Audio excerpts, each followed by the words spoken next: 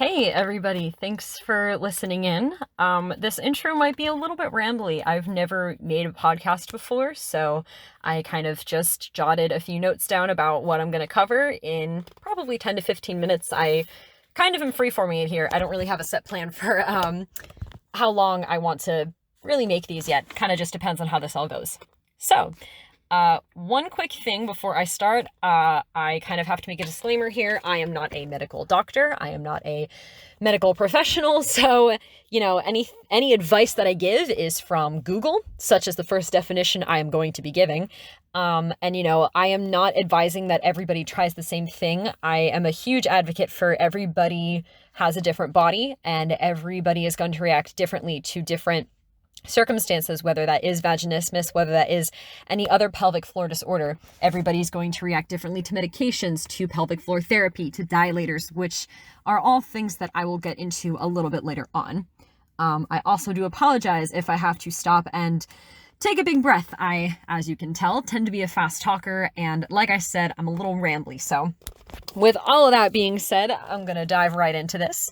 So vaginismus. Most of you listening probably already know what this is.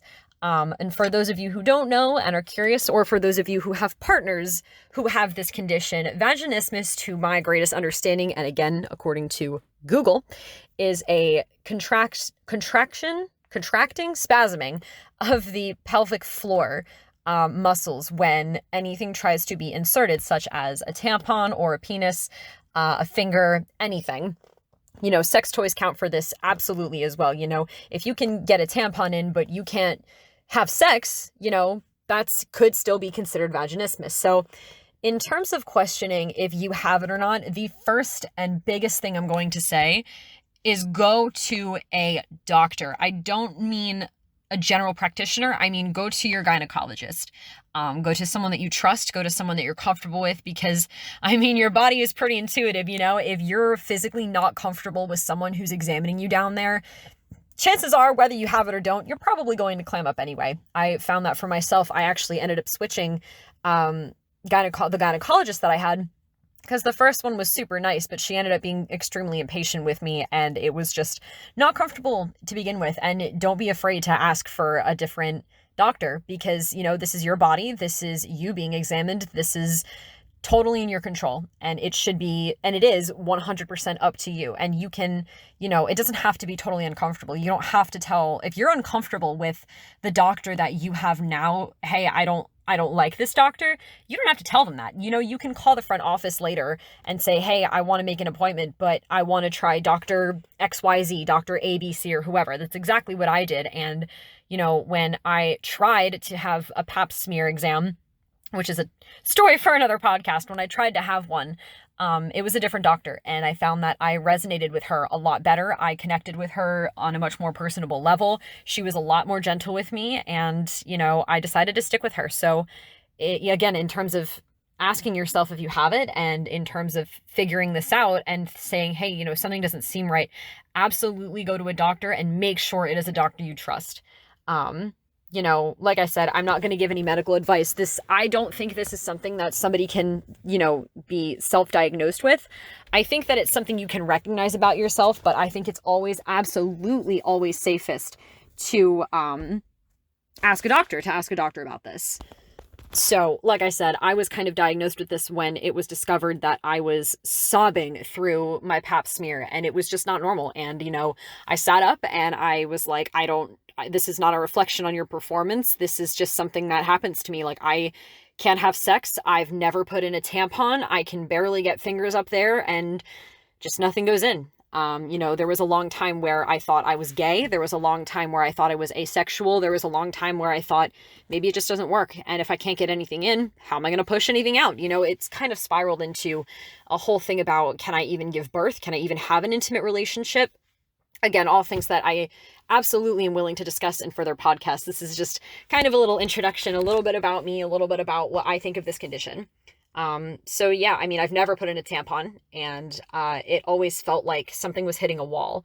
Kind of like, I got up a couple inches, centimeters, who knows, and then all of a sudden it just stopped, and I didn't want to push it in further. I tried to. I think I've had 3 experiences trying to put in a tampon, and all three of them end in tears, or at least frustration. I think two of the three ended in tears, and the last one, I was just, whatever this and whatever that, I'm just gonna go, I'm gonna wear some black bikini bottoms and go in the ocean, The first time I tried to have sex, I was 15 or 16, I want to say, and I was completely and totally comfortable with the guy. I did not feel pressured. I was very much, as much as a 15-year-old can be in love, I was very much in love with this guy, and he was super sweet, super gentle and understanding, didn't care that we weren't really having actual sex, Obviously, there are other ways to please each other and please your partner other than vaginal penetration, so it kind of wasn't a huge deal, and I just thought, okay, well, maybe I'm just someone who can't have sex.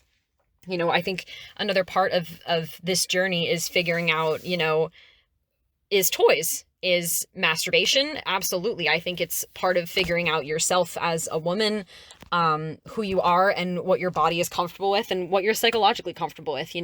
I definitely have a story about going into a sex shop for the first time ever, and it was a time. That's definitely a 10 to 15 minute story on its own. If anybody's ever been in a sex shop and has had weird experiences or funny experiences, feel free to email them to me, and I'd love to kind of start this little community where we all share stories, and feel free to be anonymous or request that I say your username. My email is nm.talkpodcast@gmail.com. So that'll be on my Instagram as well. So if you have any stories about anything, whether that's funny sex shop stories, trying to fit in a tampon when you can't, this is such a terrible, difficult thing to go through. I feel like this is something we can all kind of come together and support each other. And that's why I want to make this platform. And, it's awkward to talk about these things. Like, how do you go up to someone, anybody, your doctor, your mom, your boyfriend, your girlfriend, and say, hey, my vagina doesn't work? That's so strange, and it's so awkward, and it's uncomfortable, and it's kind of like, well, what do you mean? And I think we've all heard the famous response, well, why don't you just have something to drink and it'll loosen you up? Like, are you kidding me? I don't need to loosen up. I don't know what my body's doing. Some people don't understand, I feel like, when they're listening to what this is, they just can't understand it because it's something that they have never been through. And it's not out of disrespect. I think it's just out of misunderstanding. And I think that there's a stigma around this of like, well, this is uncommon and this is such a hush-hush issue. There are so many other problems out there. And it's like, why should there be something wrong with me? And, I don't think that this is something that you don't have to go through trauma to have this. If you've never been through any kind of trauma, which I will not be discussing, by the way, without a trigger warning, I wanted to put that out there, but you don't have to go through any kind of trauma to have this condition. I do believe that there's primary and secondary vaginismus. I don't know enough about that just yet to talk on that, so I'm going to hold off on giving out a ton of that kind of information. But like I said, I think that this is very similar to a lot of any other conditions you can have. People who are born with something like, let's say, depression as an example.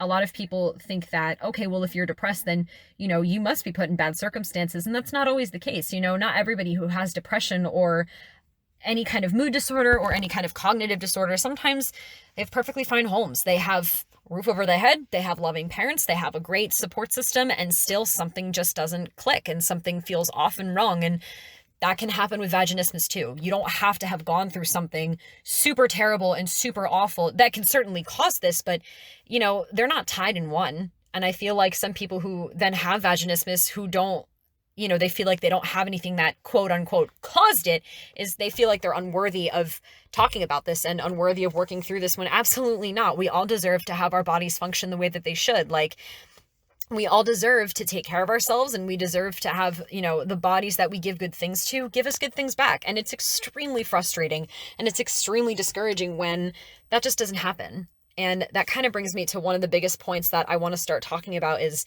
it's okay to practice just relaxing. I feel like a lot of people who suffer with this condition feel this need to, okay, I have to get this dilator in. I have to get this tampon in no matter what size it is. And I have to go have sex. And you can just practice relaxing. I feel like a lot of this is tension in the body, whether we psychologically realize it or not. This is tension in your pelvic floor. This is tension in your muscles. Most people don't notice when they get frustrated, their throat closes up or their shoulders are raised and they get really tense.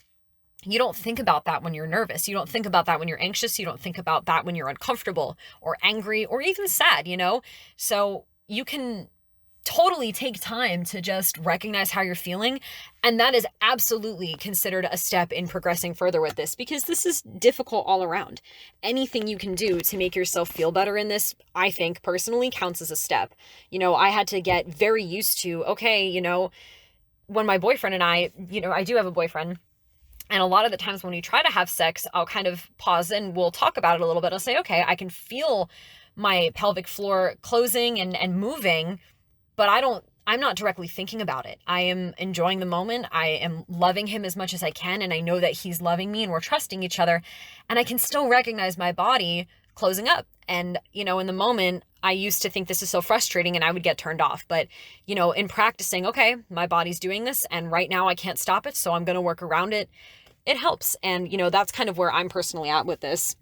And that's why I think that practicing relaxing, and even if you're not practicing relaxing during sex, you can find ways to just de-stress. And I don't say that, go take a hot bubble bath and sip on some tea. That doesn't work for everybody. Anything that you do to help yourself de-stress in your daily life is 1000% going to help you all around. Cook something for yourself, read a book that you love. Don't even think about it, just let it be as it is. And that is absolutely more difficult said than done. But I feel like we can all start to kind of encourage each other to do this thing that's difficult to do. So, that's kind of all I had to say about that, I guess, for the first one. Sorry, it's kind of an abrupt ending. Like I said, I'm pretty new at this, first podcast ever recorded, first podcast ever posted. And I hope that I can get to know everybody, whether you choose to stay anonymous, whether you choose to make yourselves known. I would love for everybody to talk to each other and to talk to me. And, my DMs are always open. And yeah, that's kind of all I had to say for the first episode. I hope you guys will enjoy this. I hope you guys will all take something from this. Feel free to ask me anything. Feel free to correct me too if if you feel like I've made an incorrect statement or an incorrect definition. I do want to preface that I will be having some people collaborate with me who are pelvic floor specialists. I don't remember their Instagram handles off the top of my head, but I have tagged them in some of my posts. So be sure to go check those out. Tell everybody and anybody you know about this, because this is not just something for people to be educated on who have this condition. I strongly believe that whether you do or don't have this is something that people should know about because it's important. And I mean, how else are we supposed to crush stigma, and how else are we supposed to all get the help that we need to make it normal and to make it go away? So, all right. I love all of you guys. I hope you all take care of yourselves, and yeah, talk to you soon.